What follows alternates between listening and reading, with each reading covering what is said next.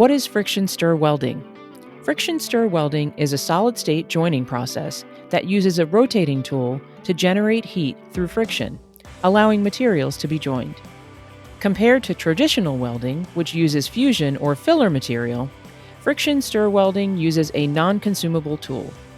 It is typically used to join flat and long pieces, such as plates and sheets.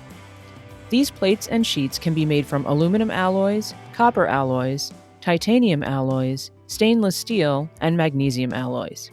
The way that it works is a cylindrical shouldered tool with a profiled pin provides both heat and pressure. Two plates are clamped together, and the rotating tool will be plunged between them and move along the joint line. Generating frictional heat, the material becomes soft, and the tool also contains a plasticized material, which is mixed to create a solid phase weld. This type of welding has multiple advantages. The three biggest advantages are there is no need for filler materials, safety is improved due to the elimination of toxic fumes and molten splatter, and it is easily automated. This new form of welding is considered one of the most significant innovations in welding and will only continue to grow. If you like this information on friction stir welding, please like this video and be sure to subscribe to our channel for more information on industrial products and processes. For information about Radwell, visit us on the web at radwell.com or connect with us on social media.